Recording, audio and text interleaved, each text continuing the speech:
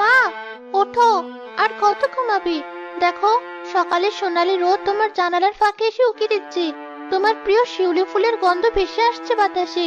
ওঠো না মা, শুধু একবার আমার দিকে তাকাও। আমি তোমার জন্য গরম দুধ এনেছি।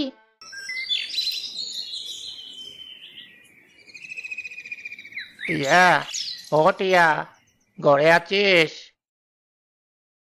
হ্যাঁ রতন কাকা, আছি। আস্তে কথা বলুন, মা ঘুমাচ্ছে।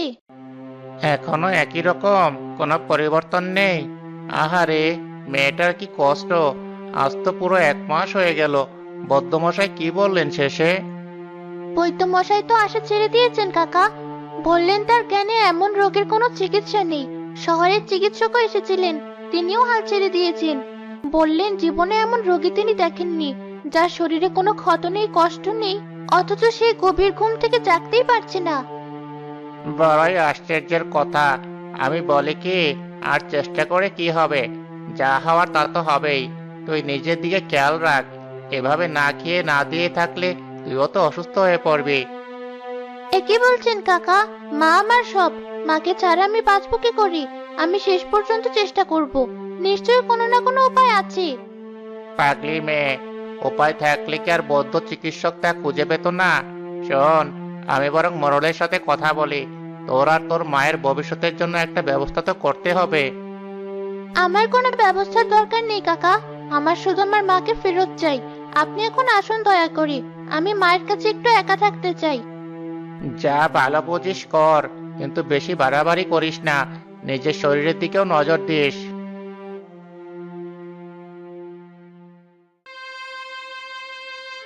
শুনলে তো মা, সবাই কেমন আশা ছেড়ে দিচ্ছে। কিন্তু আমি ছাড়িনি। তুমি চিন্তা করো না মা, আমি তোমাকে ঠিক সারিয়ে তুলবো, যেভাবেই হোক। আমি জানি তুমি আমার কথা শুনতে পাচ্ছ। তুমি শুধু শক্তি ধরে রাখো।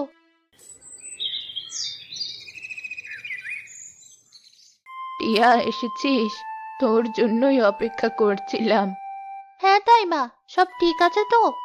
শোন, তোর মায়ের এই রোগ কোনো সাধারণ রোগ নয় টিয়া। এই হলো মায়ার বাঁধন, এক গভীর ঘুমের অভিশাপ।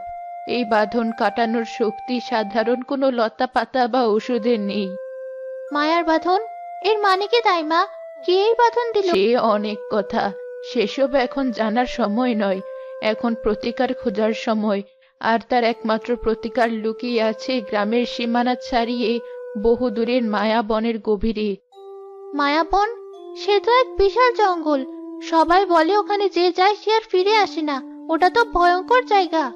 হ্যাঁ, ভয়ঙ্কর তো বটেই, কিন্তু সেখানেই আছে তোর মায়ের মুক্তির উপায়। মায়াবনের একেবারে কেন্দ্রে, যেখানে চাঁদের আলো দিয়ে তৈরি এক আশ্চর্য নদী আছে। সেই নদীর পাশে বছরে মাত্র একবারের জন্য এক বিশেষ পূর্ণিমার রাতে ফোটে এক আশ্চর্য সাতরঙা ফুল। সাতরঙা ফুল? হ্যাঁ, তার 7টি পাপড়িতে থাকে রংধনুর 7টি রং: বেগুনি, নীল, আকাশী, সবুজ, হলুদ, কমলা আর লাল। যে একবার সে ফুল দেখেছে সে তার রূপ ভুলতে পারে না। কিন্তু সেই পথ বড় কঠিন। মায়াবন সাধারণ বন নয়, সে জীবিত। তার নিজের ইচ্ছে অনিচ্ছা আছে। সে জঙ্গলে যাওয়া সবার পরীক্ষা নেয়, আর যেই পরীক্ষায় উত্তীর্ণ হয় সেই মায়াবন থেকে বের হতে পারে। পরীক্ষা? কিসের পরীক্ষা দাইমা? যোগ্যতার পরীক্ষা। সেই বন 3টি মহান পরীক্ষার মাধ্যমে পথিকের যোগ্যতা বিচার করে। প্রথমত সে লোভের পরীক্ষা নেয়। নদীর রূপ ধরে সে পথিকের সবচেয়ে মূল্যবান সম্পদ দাবি করে। দ্বিতীয়ত সে মনের ভেতরের ভয়কে জাগিয়ে দিয়ে সাহসের পরীক্ষা নেয়। কানাকানের গোলক ধাঁধায় ফেলে সে পথিকের মনকে দুর্বল করে দিতে চায়। আর তৃতীয় পরীক্ষা? তৃতীয় এবং শেষ পরীক্ষা হলো জ্ঞানের। ফুলের রক্ষক, এক জ্ঞান বৃদ্ধ মহাকচ্ছপ, একটি মাত্র প্রশ্ন করবে। সেই প্রশ্নের সঠিক উত্তর দিতে পারলেই ফুলের দেখা মেলে। আজ পর্যন্ত বহু বীর, বহু জ্ঞানী সেই বনে গেছে, কিন্তু লোভ, ভয় বা অহংকারের কাছে তারা হেরে গেছে। তাহলে আমি কি করে পারবো? আমি তো সাধারণ এক মেয়ে। আমার না আছে বীরের মতো শক্তি, না আছে জ্ঞানের মতো বুদ্ধি। তোর যা আছে তা হয়তো তাদের ছিল না। তোর আছে নিঃস্বার্থ ভালোবাসা আর একটা সুন্দর মন। তরবারি বা শারীরিক শক্তির চেয়েও তোর বড় অস্ত্র হবে তোর মনের শক্তি। যদি তুই সব বাধা পেরিয়ে ওই ফুলের একটি মাত্র পাপড়ি নিয়ে আসতে পারিস আর তা পবিত্র জলে গুলিয়ে তোর মাকে খাওয়াতে পারিস, তবেই সৃষ্টিকর্তার ইচ্ছায় এই মায়ার বাঁধন কেটে যাবে। আমি যাব দাইমা, আমার মায়ের জন্য আমি যে কোনো পরীক্ষা দিতে প্রস্তুত।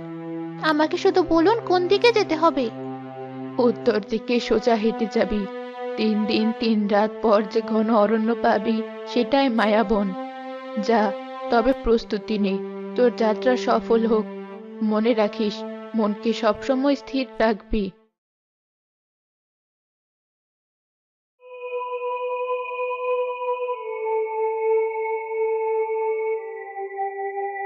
এই তাহলে মায়াবন।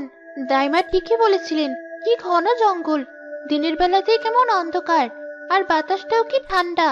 একটাও পাখির ডাক নেই, শুধু পাতার মর্মর শব্দ, যেন হাজার হাজার লোক ফিসফিস করে কথা বলছে।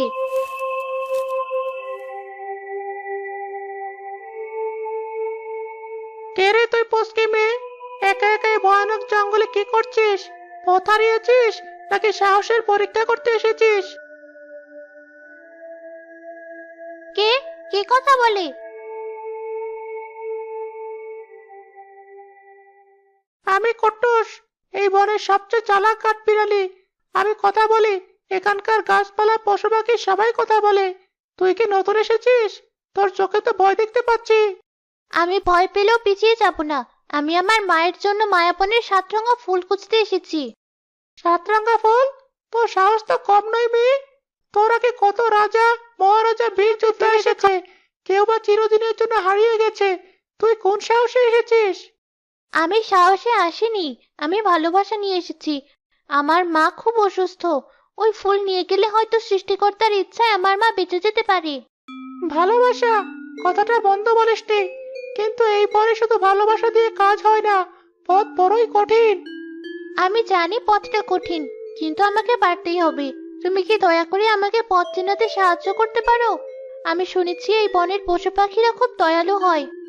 দয়ালু তো বটেই, কিন্তু পেটুকো, আমার ভীষণ খিদে পেয়েছে। তোর এই ছোট্ট ঝোলাটার ভেতরে কিসের জন্য গন্ধ পাচ্ছি? কি আছে ওখানে? আমার কাছে 2টো শুকনো রুটি আর খাবার পানি আছে। তুমি কি রুটি খাবে? রুটি? বহুদিন মানুষের হাতে তৈরি কিছু খাইনি। দে, দেখি কেমন খেতে। এই নাও।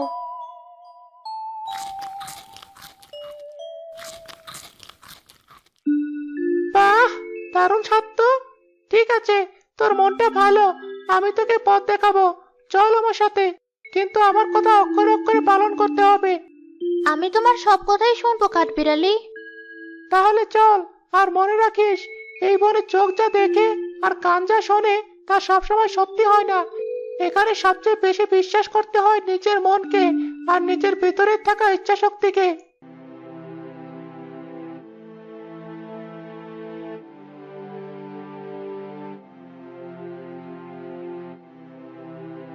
কাঠবিড়ালি, আমরা কত দূর এলাম? আমার পা দুটো আর চলছে না। এসে গেছি প্রায়। ওই যে সামনে দেখছিস, ওটাই প্রথম পরীক্ষা।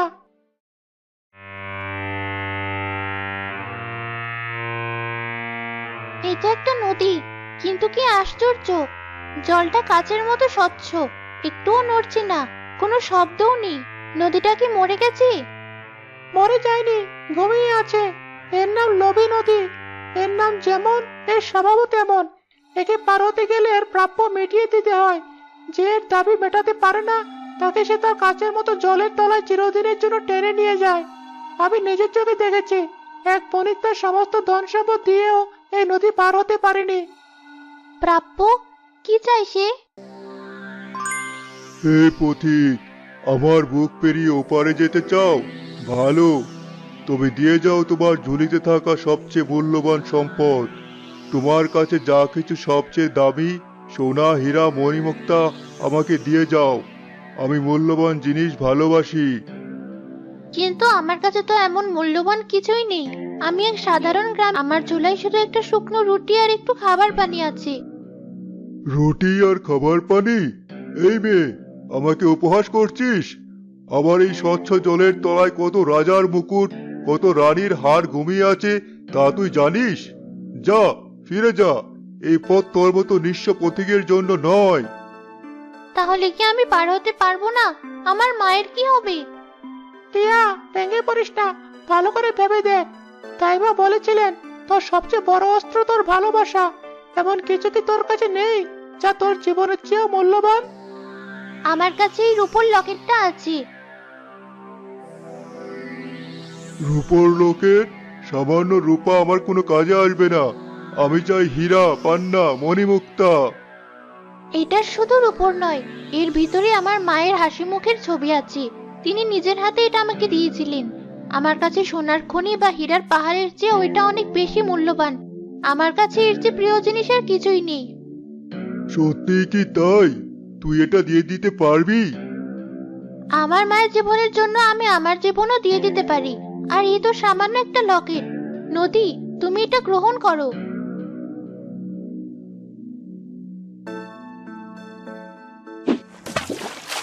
টিয়া, কি করলি তুই? ওটা তো তোর মায়ের শেষ স্মৃতিচিহ্ন ছিল। আশ্চর্য!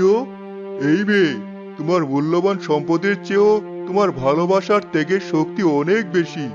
তুমি লোভকে জয় করেছো নিঃস্বার্থ ভালোবাসা দিয়ে। আজ বহুদিন পর কেউ আমার লোভকে হারাতে পারলো। আমি তোমার পথ আটকাতে পারি না। যাও, তোমার পথ সহজ হোক।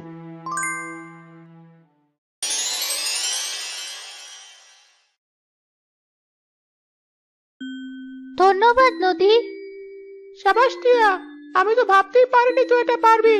চল তাড়াতাড়ি পার হয়ে যাই, সামনে আরো কঠিন পরীক্ষা অপেক্ষা করছে।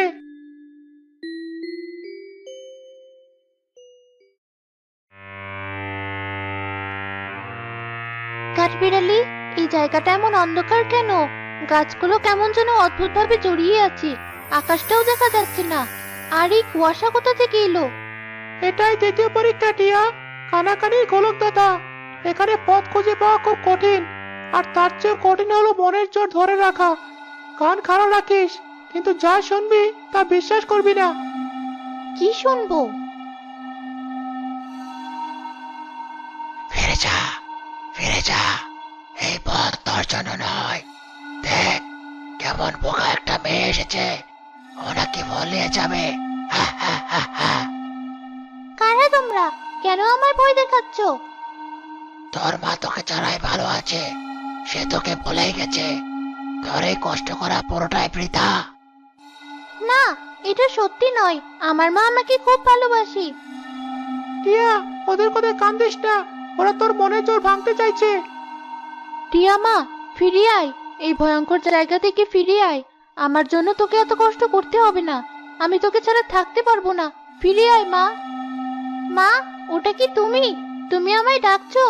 কাঠবিড়ালি, ওটা আমার মায়ের গলা। আমি যাবো। না টিয়া, ওটা তোর মা নয়, ওটা মায়া। ওরা তোর দুর্বলতার সুযোগ নিচ্ছে। চোখ বন্ধ কর টিয়া, শক্ত করে চোখ বন্ধ কর। আর তোর মায়ের আসল মুখটা মনে কর। এই মায়ের ডাক শুনিস না? আমার মা আমাকে কখনো বিপদের মুখ থেকে ফিরে আসতে বলতো না। সে আমায় সাহস দিত। তোমরা মিথ্যেবাদী। তোমরা আমার মা নাও। এটা তো খুব চালাক। আর মনের জোর ভাঙা যাচ্ছে না। আমাকে ভয় দেখিয়ে কোনো লাভ নেই। আমার মায়ের জন্য ভালোবাসা আমার সবচেয়ে বড় শক্তি। তোমরা আমার পথ আটকাতে পারবে না।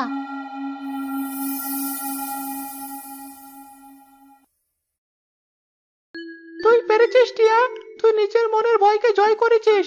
আমি তোর জন্য গর্বিত। চল, আর একটাই পরীক্ষা বাকি।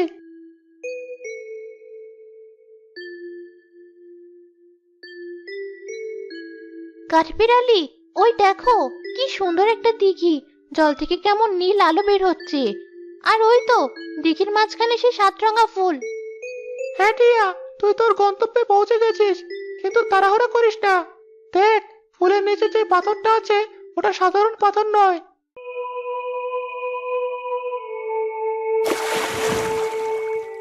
এই মেয়ে, থামো। আমি এই ওষুধে ফুলের রক্ষক, জ্ঞানবৃদ্ধ মহাকচ্ছপ। যুগ যুগ ধরে আমি একে রক্ষা করে আসছি। আমার অনুমতি ছাড়া এই ফুলে কেউ হাত দিতে পারে না। দয়া করে মাফ করবেন বৃদ্ধ কচ্ছপ। আমি আপনাকে বিরক্ত করতে আসিনি। আমি জানি তুমি কেন এসেছো। তোমার আগেও অনেকে এসেছে। রাজা এসেছে ক্ষমতা বাড়াতে, যোদ্ধা এসেছে অমর হতে। জাদুকর এসেছে শক্তি অর্জন করতে, কিন্তু কেউ এর যোগ্য ছিল না, তাই তারা ব্যর্থ হয়ে ফিরে গেছে। তুমি কেন নিজেকে যোগ্য মনে করছো? আমি নিজেকে যোগ্য মনে করি না বৃদ্ধ কচ্ছপ। আমি শুধু একজন অসহায় সন্তান। আমার মা খুব অসুস্থ, এক মায়ার ঘুমে তিনি আচ্ছন্ন। একমাত্র এই ফুলের একটি পাপড়ি তাকে সেই ঘুম থেকে জাগিয়ে তুলতে পারে। আমি নিজের জন্য কিছু চাইতে আসিনি। ভালোবাসার চেয়ে মহৎ কোনো কারণ থাকতে পারে না। আমি তোমার যাত্রাপথের কথা শুনেছি। তুমি লোভী নদীকে তোমার সবচেয়ে প্রিয় জিনিস দিয়েছো। তুমি কানাকানির গোলক ধাঁধায় নিজের ভয়কে জয় করেছো। তোমার মধ্যে সততা আর সাহস আছে, কিন্তু এই ফুলের শক্তি ধারণ করার জন্য জ্ঞানেরও প্রয়োজন। তাই তোমাকে আবার একটা প্রশ্নের উত্তর দিতে হবে। আমি প্রস্তুত, আপনি প্রশ্ন করুন। তাহলে শোনো, আমার প্রশ্ন হলো, এই পৃথিবীর সবচেয়ে শক্তিশালী জিনিস কি? ভেবে উত্তর দিও। ভুল উত্তরে তুমি চিরদিনের জন্য এই দিঘির পাথর হয়ে থেকে যাবে। সবচেয়ে শক্তিশালী জিনিস ক্ষমতা, অর্থ, জ্ঞান। টিয়া, সাবধানে উত্তর দিস। বৃদ্ধ কচ্ছপ, আমি অনেক ভেবেছি। আমার মনে হয় পৃথিবীর সবচেয়ে শক্তিশালী জিনিস হলো দয়া আর করুণা। করুণা? কেন এমন মনে হলো তোমার? ভালোবাসা বা সাহসের কথা কেন বললে না? তরবারির শক্তি, ঝড়ের শক্তি বা পর্বতের শক্তির কথা কেন বললে না? কারণ তরবারি আঘাত করতে পারে, কিন্তু ভাঙা মন জোড়া লাগাতে পারে না। ঝড় সবকিছু ধ্বংস করতে পারে, কিন্তু নতুন কিছু সৃষ্টি করতে পারে না। সাহস হয়তো ভয়কে জয় করতে পারে, জ্ঞান হয়তো অনেক বড় রহস্যের সমাধান করতে পারে, আর ভালোবাসাও হয়তো অনেক বড় ত্যাগের জন্ম দিতে পারে। কিন্তু দয়া বা করুণা একমাত্র জিনিস যা একজন শত্রুকেও বন্ধু বানাতে পারে, যা কঠিন হৃদয়কে মোমের মতো নরম করে দিতে পারে। দয়া ছাড়া জ্ঞানী ব্যক্তিরা অহংকারী হয়ে ওঠে, সাহস হয়ে যায় নিষ্ঠুর, আর ভালোবাসা হয়ে যেতে পারে স্বার্থপর। দয়াই হলো সেই শক্তি যা সবকিছুকে একসাথে বেঁধে রাখে এবং সুন্দর করে তোলে। যে দিতে জানে সেই তো সবচেয়ে শক্তিশালী। তুমি সঠিক উত্তর দিয়েছো টিয়া। তোমার বয়স কম হলেও তোমার অনেক জ্ঞান। তোমার মন কাচের মতো স্বচ্ছ, আর তোমার হৃদয় ভালোবাসায় পূর্ণ। এই ফুলের উপর তোমারই তো অধিকার। এই ফুল তোমারই প্রাপ্য। মনে রেখো, এই ফুলের আসল জাদু এর পাপড়িতে নয়, ব্যবহারকারীর মনে। যে মন শুধু নিতে নয়, নিঃস্বার্থভাবে দিতেও জানে, তার হাতেই এই ফুলের শক্তি হাজার গুণ বেড়ে যায়। এবার যাও, তোমার মা তোমার জন্য অপেক্ষা করছে। ধন্যবাদ বৃদ্ধ কচ্ছপ, আমি আপনার কথা সারা জীবন মনে রাখবো। টিয়া, চল তাড়াতাড়ি, আর বেশি দেরি নেই। হ্যাঁ কাঠ বিড়ালি, চলো। আশ্চর্য, ফেরার পথে বনটা একটুও ভয়ঙ্কর মনে হচ্ছে না। গাছগুলো যেন আমাকে পথ করে দিচ্ছে।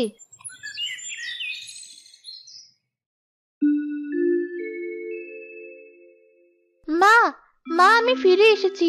তোমার জন্য ওষুধ নিয়ে এসেছি।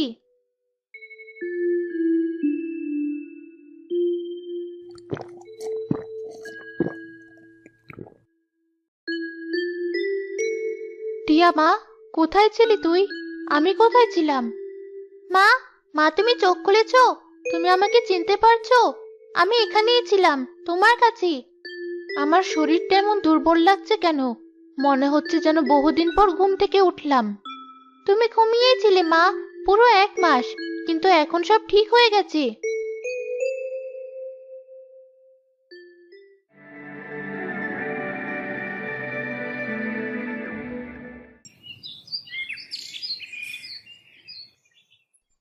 টিয়া মা, ঘরে আছো?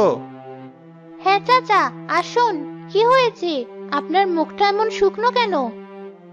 আর বলিস না মা, আমার ছেলেটা সেই যে জ্বরে পড়লো, আর তো উঠতেই পারছে না। বৈদ্যমশাইও জবাব দিয়ে দিয়েছেন, এখন উপরওয়ালাই ভরসা। চাচা, আপনি দাঁড়ান, আমি আসছি। এই পাপড়িটা জলে গুলিয়ে আপনার ছেলেকে খাইয়ে দিন। আশা করি সৃষ্টিকর্তার রহমতেও সুস্থ হয়ে উঠবে। এ কি মা, এ তো সেই আশ্চর্য ফুল। তোর মায়ের জন্য এটা তুই জীবন বাজি রেখে এনেছিস, আর তা তুই আমাকে দিচ্ছিস? আমার মায়ের চেয়ে আপনাদের কষ্ট কম নয় চাচা, আপনি এটা নিয়ে যান।